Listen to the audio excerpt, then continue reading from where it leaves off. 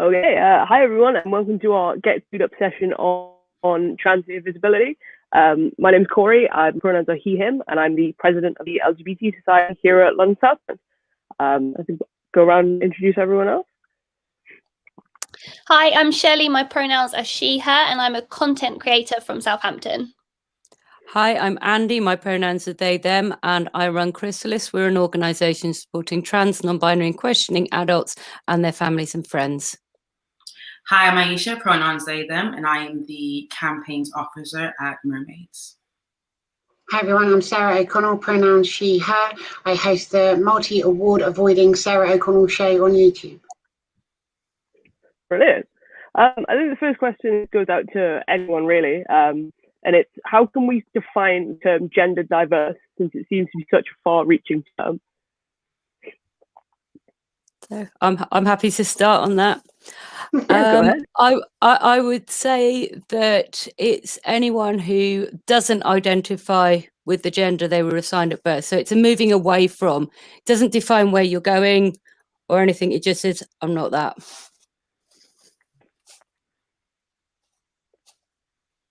Brilliant. I would add that there's a tendency to try and really simply explain everything, and everyone's gender expression is ultimately very unique to them. So I don't know if there is one sentence or one paragraph that can capture every person and the beautiful expression of everyone on the planet, but I think it's sort of anything outside the known binary network of gender that people sort of expect. Yeah, and I'd add to that as well. It's sort of recognizing that the gender norms of society aren't for everybody, and actually having the confidence and being comfortable enough to just be your authentic self. Yeah. It quite correctly is an umbrella term for the ever-evolving labels, because it's very similar to what Andi said. Like everyone's experience of gender diversity is so different, and it's meant to be that way. Like we're not always meant to be explained to another person, so it's very much experience focused than explanation focused. Yeah. Our next question for Iesha and Andi is, how can those questioning their gender find more information about gender diversity if they do want to do further research? Iesha, do you want to start? Yeah, I can go ahead. So I think I would always got to shout out Mermaids. Our website, our helpline. We have an amazing helpline team who are able to signpost you and share links and resources such as videos or books. But we all, there's so many other great organizations like Stonewall. There's LGBT Foundation. But I would say my best friend is YouTube. I honestly, there's a lot of information on there, and I think it's My Genderation. There's loads of context that you can find on YouTube, which is really amazing. Yeah, and I'd way kind of learning from each other, really. Yeah, I'd add to that GIRES, GIRES. If you want the technical information, then it's really, really useful. They do so much research. They've been doing this for donkey's years and really pushing everything forward. So definitely check out GIRES. Yeah. But what support do the NHS and kind of government agencies provide to those who identify as transgender or kind of gender non-binary? You want to go first this time? Okay. So it differs slightly if you're under and over 18. So typically I'm speaking about over 18s. You'd go to your doctor, you'd say, I am, or I think I might be trans, and can you refer me to the gender clinic? That would be the first thing. So I don't need to go to mental health services. I don't need any other support. I just need your referral to the gender health clinic, the gender clinics. You then join a very long, very, very, very slow queue, unfortunately, which is currently standing at around 4 years to first appointment. In that process, there is other support that the gender clinic can offer you. There's the potential for things like shared care, getting hormone blockers and things like that. It's going to be an individual support for you. So What I don't want to do is say, oh, they're always going to give you this. Yeah, because it's going to very much depend on you. And I think, just give us a ring as well. If you wanted to find out more, if you wanted to talk through, hey, I finally got to talk to my GP and now I'm stuck. Is there anything else I can do to move things along? I think also the question was about statutory services. And what do statutory services have to do to support you? Well, they have to conform to the Equality Act. So trans people are protected under the Equality Act. So they have to have processes in place to support you, to work with you, to respect your gender identity. So if ever you find yourself coming a little bit unstuck, it's like they should have those policies in place. Just to add on to that, that was just absolutely brilliant, and you went really into depth and very clear way that I appreciate so much. That this the NHS is there, but there are many hurdles within it. For example, it's not very accessible to a lot of people because of the travel, and again, the long waiting list. It is extremely draining for a lot of people. And I think people on the outside have this idea that, you call up and it's like you go to a candy store, well, here you go, you get it all at one time. And it's like, no, it's a very long process. And some people, a lot of young people don't necessarily have the support or the funds to go, to take that route. So then others to go private, again, that's quite expensive. So there's a big gap of people who are kind of caught in this limbo. And that's why charities and spaces like, Mermaids and like Andi's speaking about are so important, because we are there to support you during this time. We're there to offer you space to not only connect with other people and give you information, but to ensure that you can still thrive while you're waiting. And just to kind of like reiterate, like, delay is not denial. And sometimes it feels like denial because you're waiting for so long. And it's so important to have the community there to assist you and, to provide that support. I've got a tip too for anyone that might be thinking of going to speak to their GP. Not all GPs have necessarily had a patient that happens to be trans before, so it's really useful if you can do a bit of research and be really clear on what it is you're asking them. Can you please refer me to a gender identity clinic? You can even look into the waiting list of certain ones. I know Exeter, for example, I think they only saw 2 new patients in the last year, so be mindful of what waiting lists are like and stuff like that. And if you want to go on to a path to eventually get blockers or hormones or whatever it may be, just be very clear to the doctor what it is you're asking them for. And a few other services as well that may be available is speech and language therapy to help with your voice. And I know a few years ago, they were offering limited hair removal as well for people that wanted that. I think it was 6 to 8 sessions. So after first appointment though, so you're going to be 4 years down the line before you get your laser. That's several years in the distance, but if you hopefully get to a gender identity clinic, that's one of the services you may be able to ask for. I think also to put that in context, the NHS standard guidance is 18 weeks from referral to first assessment. So there's something very, very wrong there. And in the time that I've been involved in Chrysalis, so I started back in 2010, that's gone up, was about 6 to 8 months. And now we're in 4 years. Even last year, it was nowhere near 4 years. So it's just getting harder and harder. It kind of speaks to the volume of the demand. Like there is a demand for these services, which is why we just need better help. We need better care. We need better services. It's not working as great as it could be, and we're hoping that changes over time with the pressure that we continue to put on. Yeah, and I think everything having to go through those 5 gender clinics is part of what's slowing things down. Gender diversity, your own gender identity, is a self-diagnosed thing. You know who you are. You go and tell them. So save the gender identity clinics for those complex cases where you do need some extra support and you want to talk to someone about other issues that you've had, other challenges and so on. You may have complex medical requirements, different medications, and need that really professional, really intense support. But for most trans people, go get your assessment. Yeah, this is me. I know who I am. I've been to Chrysalis, I've been to Mermaids, I've been part of a group for 5 years. I've done 50 hours of counselling. I know who I am. I just need the blockers and the hormones. Yeah. Or just a referral. I mean, speaking from personal experience, and I'm happy to share this. Like today, I finally got a call. Well, after waiting from the beginning of lockdown, I gave a call. They're like, listen, this is not the most important thing right now. Wait. I said, okay, I'll wait. Got a call this morning, and she was just like, well, actually, you know, I think before referral, I think you need to go through ABC. Actually, I'm going to book you with a psychiatrist, but that may take 3 months. And I was like, I've just waited a year to get one call.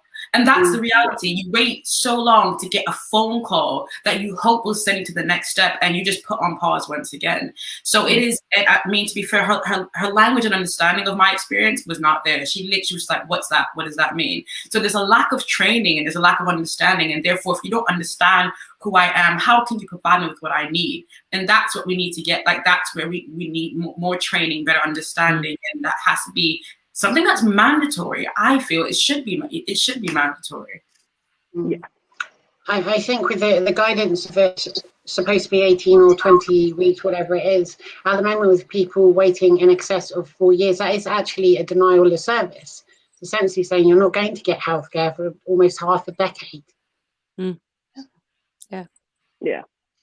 And with that's what brings the mental health challenges. That's, you know, trying to straddle both worlds, needing that external verification of who you are as well. For a lot of people, it is still really, really important to get that stamp of official approval. I think also having to go back for a lot of your appointments. So going back for blood tests and things like that. You talked about expense. If you live in Southampton, you've got Exeter and London. So it's not that easy. We also need localized specialists. So in London, you've got Clinique Q, who offer physical health checks. There's a centre up in Manchester as well, and I'm sure there are others in other places. But that should be easily accessible under the NHS. You just be referred straight in. That's where you've got your experts, your clinical expert in transgender healthcare. And you don't need to have to keep going back to a couple of psychiatrists. Yeah. I mean, I think, you know, we touched on having like those support systems from kind of charities and from like government agencies and things. And a lot of people would argue that sometimes the best support can come from home. But I know a lot of people, especially from kind of like parents and family members, have had a lot of kind of bigoted views or kind of like transphobic experiences. So I think the next question would be to everyone, really, what advice would you give to those people who are thinking about coming out to kind of friends and family, especially if they have had those negative experiences? May I? So one thing to bear in mind is they may only have sadly been exposed to transphobic media, and it's really good just to get some resources, some articles or YouTube videos, whatever it is that resonate with you and help sort of express how you feel and the journey you want to go on. And, you know, set boundaries too. You know, everyone should be respected and spoken to with respect. So be clear about that. One thing I found helpful too was just to say, you know, I'm still the same person. I'm the same person you love. You just know one extra thing about me. And it's one thing that makes me very happy and makes me who I am, you know, and give me the chance to show you that. And another thing I think is really important to bear in mind is that while it can be stressful and scary and intimidating if family members or friends or colleagues or whoever it is don't support you, remember the ball isn't entirely in their court. You get to decide who your friends are, you know, and there's loads of people around the world that do love you and do support you. So, you know, do what you can, but it's not the end of the world if you can't make any progress with them. Yeah. And I think, sorry, Shelley, you go first. I was just going to say, I think that's so true. I'm quite a cutthroat person with friends and family. And if I've got someone who I would personally be scared to tell anything to, I would be questioning more why they're my friend or why I'm still involved with them. I'm obviously coming from a perspective where my dad transitioned into a lady. So I was the person who my dad was nervous to tell, not because I have bigoted views at all, but I think it's always that element of just being so terrified to tell someone that close to you that you're going to make a change that I had been used to for 16 years of my life. But, you know, I think it's so important that you do make sure you're surrounding yourself with people that you know love you and that you know will always be there for you. I think knowing that this is who you are, so have confidence that, you know, this is you, you know you, no one knows you better than you know you. So holding that, having somebody, if you think you're going to go into a conversation that might be a little bit wobbly, have a friend that you can phone straight afterwards, someone who knows you're going into that. Try and find yourself an ally. That could be a family member, an auntie, or someone else who's a little bit more on the outside but has a good relationship with that, say that parent. And I just echoing what Sarah said, yeah, people love you. The people that love you are the people that will try. Some of them are going to slip up, but an occasional slip up, we all make it. If they keep doing it, that's not an accident. And that's when, no, these are my boundaries. I have said this. I might accept it from my 98-year-old grandma because I accept that she's called me 15 cousins' names before she's got to mine. But I'm not going to take it from you because this is just who I am. Yeah. I think it's for someone who came out twice, but even the term coming out, I'm still a bit wary about it because the sense of coming out is like that's on your terms. Whereas I'm actually allowing you into my life. I'm actually sharing a part of myself with you. So that's when I take back that power. So I essentially did that twice. So when the first instance when I was just, oh yeah, mom, I'm like queer, or I used gay, that's the best thing she understood.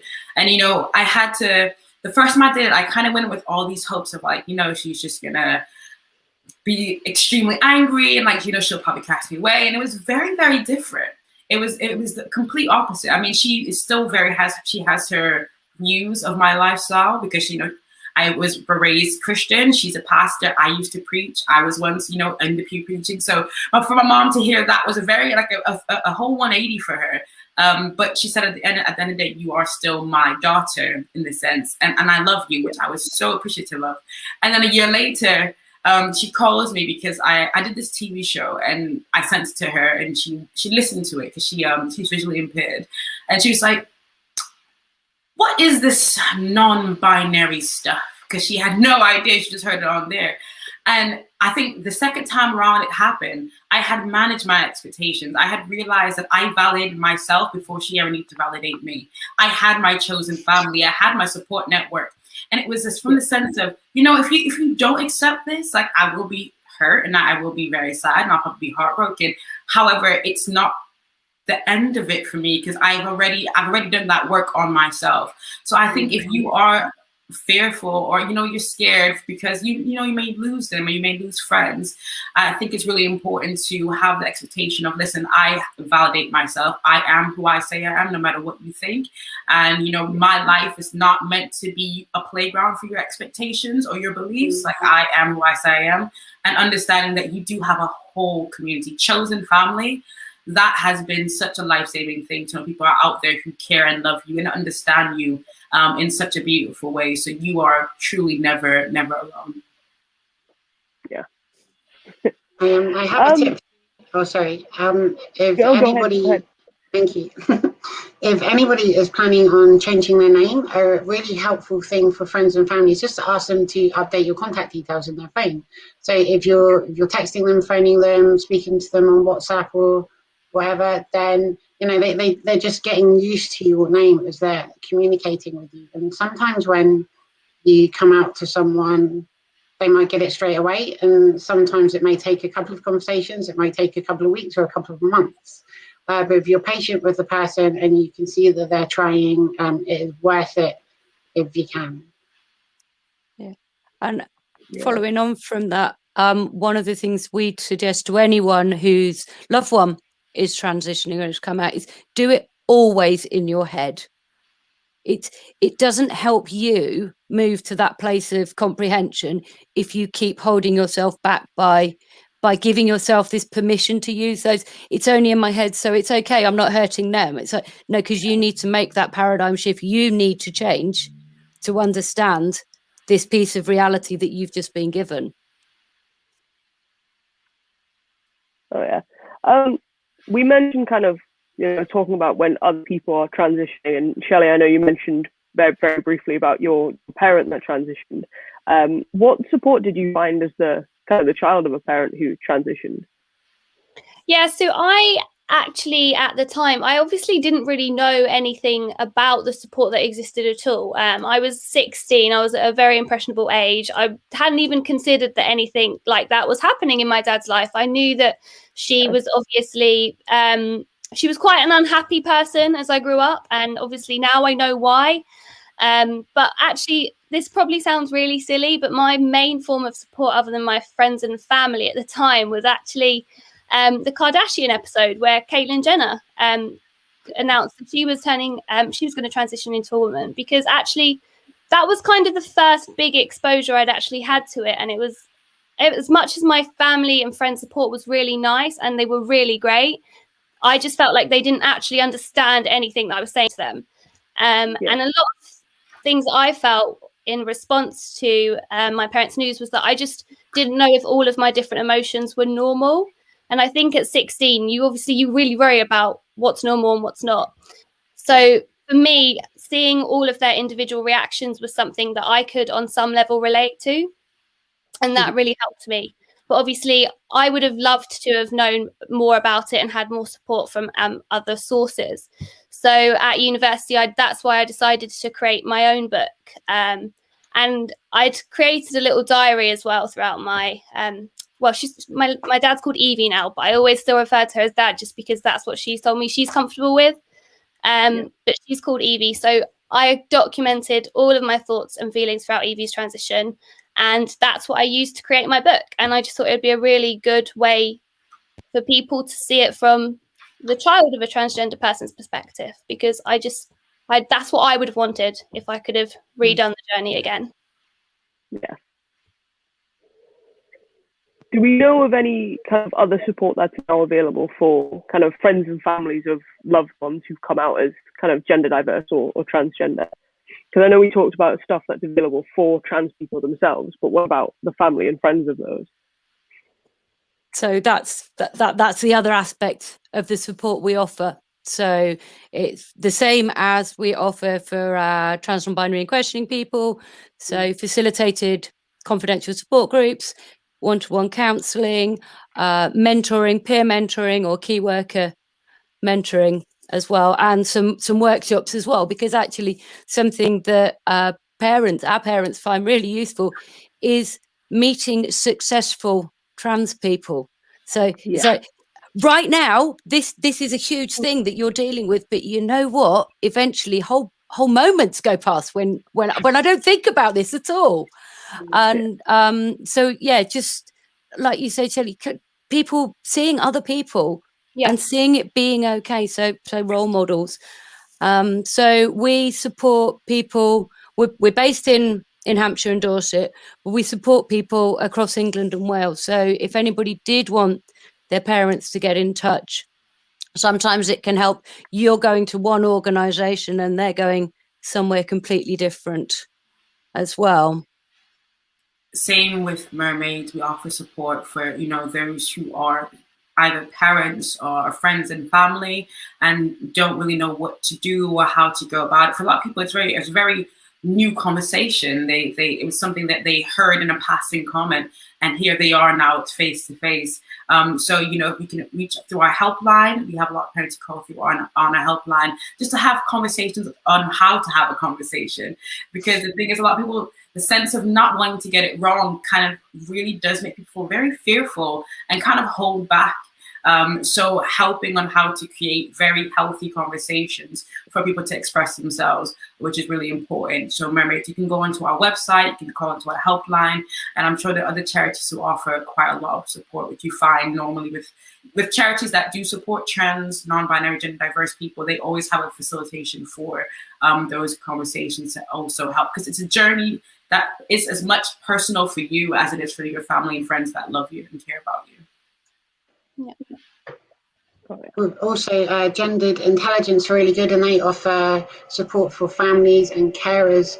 And as Shelley said earlier, the Kardashians episode that helped you, there's lots of documentaries and TV shows such as I Am Jazz, which is on TLC, which is about trans youth, and someone called Jazz Jennings and her amazingly supportive family and growing up and transitioning and the struggles, trials and tribulations that she faced and their family faced too. And it's really uplifting and inspiring story. So definitely check that out. Also, Disclosure on Netflix, which is actually more about representation of the trans community in the media after the last 50 or 60 years, and some of the tropes and the jokes that used to be made about the community. And I think it's really important too, if you've always seen the community framed in a certain way, to actually understand the context that you're seeing it in, and then how people are actually telling trans people's stories themselves now and things that are recommended. So Disclosure on Netflix is really good, and I Am Jazz as well. Yeah. Can I just do a couple of shout outs to London charities? So Spectra, they offer support to trans adults, and Metro Charity as well, and they both offer counselling. So yeah. I met them at a recent event that the National Lottery put on, so I just wanted to do a bit of a shout out to them as well. So I was thinking for parents of children who are gender diverse or trans or non-binary, Pop and Ollie, really amazing wealth of resources for young children, coloring books, videos. You can find on YouTube and on the website, which I found really amazing, because they don't just talk about trans issues, they talk about race and religion and all these intersections that a lot of people have the lived experience of, which is, I think, really important when we talk about someone being trans. You're never just trans, you're multifaceted, and meeting those intersections and having education and awareness about them and who you are is really, really important. Oh yeah. Just really quickly, I know we mentioned the Disclosure on Netflix.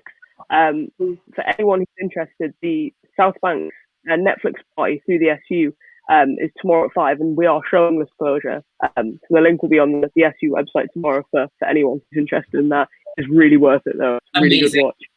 Cried. I cried. Tears. So did I. So I've got one last question here. And this is one that I hadn't considered at all until this year. As a kind of panel, what do we think the effect of the gender question on this year's census will be? And what do you think the impact of that moving forward will be? I think the one thing is, the idea of it is to give a better idea of the size of the trans community in the UK, and hopefully be able to provide more resources to them. And obviously, some people may not feel safe putting that on the census, or in their home situation, if they weren't able to access a separate census to fill in themselves, may not have felt comfortable putting that. So I don't think it's ever going to reflect the entire community, or people that are just sort of coming to terms with it themselves, or they're not in a place to say this is what I am or who I am. But it should hopefully give a better idea of the size of the trans community in the UK.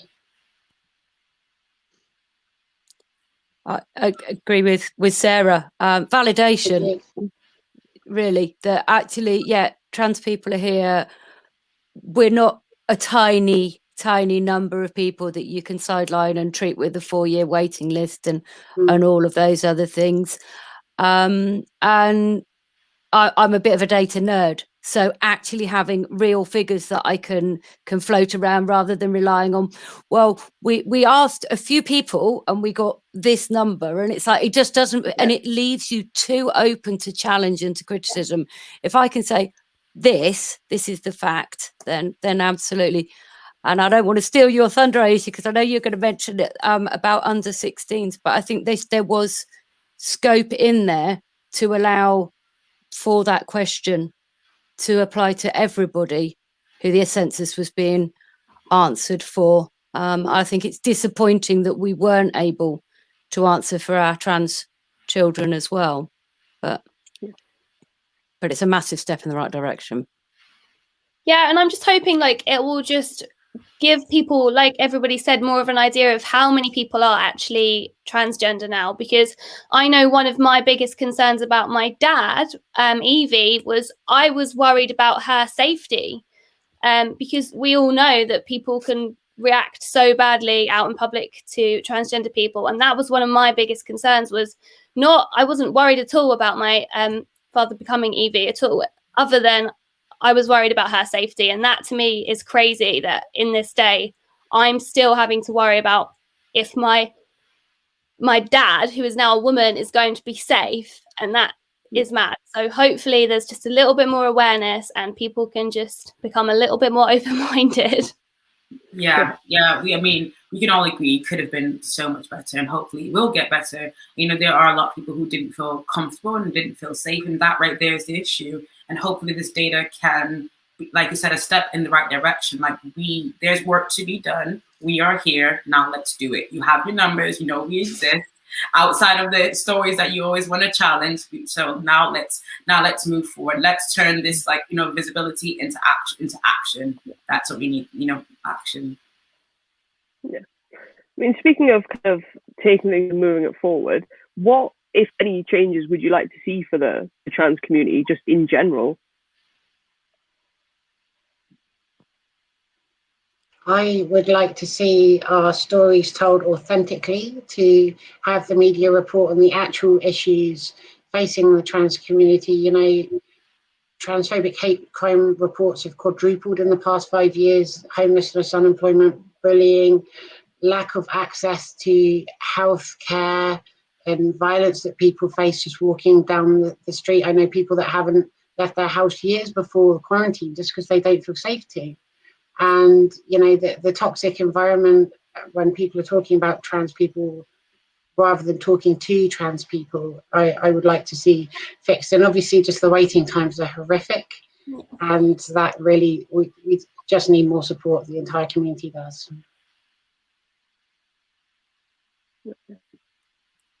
I think, sorry, go on.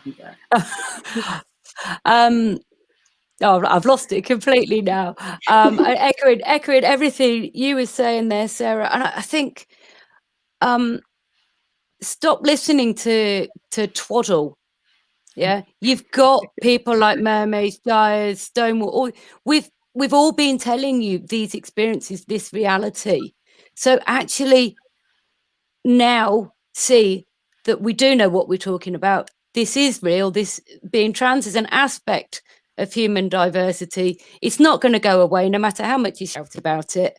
You can't deny it. Stop discriminating against us, and frankly stop hating on people for just trying to be themselves. And exactly like you worried about your dad, that is so much most people's first concern. Yeah. When a loved one tells them they're trans, and that's wrong. Yeah. It should be woohoo! Let's celebrate the fact that you feel safe and being authentic. So that would be my hope. Yeah. No, honestly, you go. Honestly, it'll follow on really well.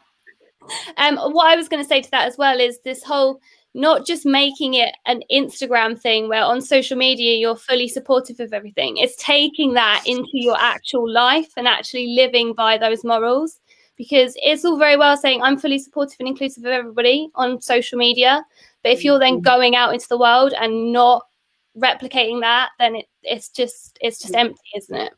Yeah. We're so much more than a hashtag. Yeah, that so much more than that. If I see another infographic, like, these things are great.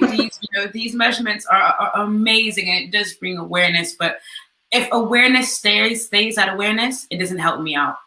Awareness has to move into action.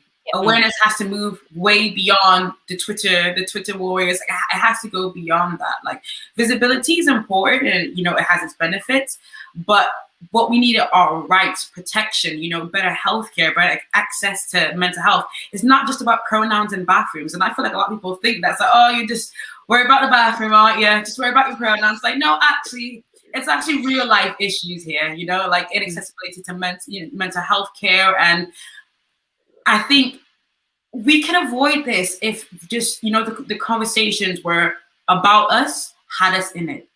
If it is, you know, if you want to know about housing, I'm not going to go and call up Primark. You know, I'm going to go to someone who deals with housing. Like, you know best. So I'm going to listen to you. And oftentimes conversations are being had about our lives and what we need, but never really taking the time out to talk to not just one, because there's no one trans experience that can cover it all, but invite a very diverse group of us to the table. Like, stop having it without us. I think that's one of the biggest changes. Like, nothing about us without us would be something I'd like to see. Amazing. I mean, I have no other questions. And I think we'll give it a second to see if anything else comes through. But while we're waiting to see if there's any more questions, is there anything you guys want to kind of plug? Is there anything else like that you're up to? Any projects that you're up to you want to talk about before we head off? Oh, yeah, I would. Yeah. So I'm so excited to launch Mermaids. We've launched Mermaid Sport, active about inclusion, and it's a campaign looking to not only raise awareness and, you know, inspire young LGBT, trans, gender diverse, non-binary youth to take action in sport, but also to bring organizations and sporting bodies to the forefront and say, hey, you need to have more trans inclusive policies. Like, you need to make this environment feel safe. And someone will argue, well, you know, they can play, but do they feel safe enough to play? Like, and not only feel safe enough, but actually be safe. And that's where policies and, you know, challenging culture and really changing the environment for the better, because trans people are everywhere. Like, literally, we are everywhere. Yeah. And I think it just be so much more. It just makes sense that, you know, spaces reflect that. So Mermaid Sport, you can find it on our website. We have a really amazing blog by Emily Bridges, who's a trans cyclist. It's an amazing job. There's a wealth of resources. We're trying to build a database that have sporting organizations, because I feel sometimes these places are, but they just don't know how to say it. They really don't know how to have that conversation. So we're trying to build a wealth of directory. People can just go and be spotted there. So be happy to check that out. And I'm glad you mentioned cycling, because we're doing our second Tour de Trans, which went from Land's End to John O'Groats last year, which was amazing and epic. And Peyton and Callum, the riders, did an incredible job. This year, is it an easier thing? They're going around Wessex, so Hampshire and Dorset, and starting to really link up, because Peyton's an author and they love straplines, and it's across Britain, across genders. And it's about, showing that trans people are cyclists, trans people are everything else. This is an aspect of who they are. And we'll be linking up with the groups around. So I know there's lots of organisations within Hampshire and Dorset, like Space Youth. We've got Mermaids groups, we've got Breakout and so on, and bringing that all together. And the other thing is, if anyone's interested in getting involved, you don't need to just get in touch with us because you want to get a counselling placement or you want to join a support group. Come and get involved. If you want to do some volunteering, you want to find out more, you've got a brilliant idea, then we're always up for it. The fact that we are online at the moment means that we can really expand and really take what you want to offer us and make it happen. So, and we'd really love to connect with you, Shelley, and anyone else that you know who would like to look at support for adult children, because we've had a couple of other requests, and it would be great to get something like that off the ground over here. Yeah, definitely. Jim's got my details. I'd love to do that. And also I mean, I'm a content creator, so I'm constantly writing, whether that be about my feelings with my relationship with Evie or anything else that I just feel is very underrepresented in mainstream media. So that's all through my Instagram, which is just Shelley Withington. And I'm also going to, moving on from what you were just saying, Andi, as well, I'm trying to work on really talking about my book a bit more, because I've got so many requests about talking openly about it online as well. So I'm hoping to do a little Instagram TV documentary as a partnership soon, but we'll let you know more details on my Instagram. Brilliant. And we'd be happy to share stuff like that as well. Brilliant. Thank you. So I host an entertainment show on YouTube called The Sarah O'Connell Show. It's been running for almost 5 years now. My anniversary is in May. There's over 150 episodes featuring in-depth interviews with actors, directors, comedians, musicians, authors, magicians even. And every year, for the past several years, I've also been doing dedicated episodes for Transgender Day of Visibility. Yesterday, I released one featuring trans allies, and it talks about the issues the community are facing and also why it's important to be an ally. And there's people such as Ben Stiller, Rosanna Arquette, Zelda Williams, there's James A. Caster and loads of other amazing people. And then today, very early in the morning, I released a second video. So there's 70 people across the two videos, and that's got Angelica Ross, Scott Turner Schofield, Kate Bornstein, Alexandra Billings, Jamie Clayton, and loads of other amazing people too. So please do check those out. And yeah, I'm also on Instagram and Twitter and Clubhouse and Facebook and probably MySpace still. So feel free to say hi, and if I can celebrate any of the stuff you're working on, please feel free to get in touch. Amazing. Well, thank you everyone for having a chat with me. And thanks everyone for watching. It's been amazing. Thank you. Thanks so much.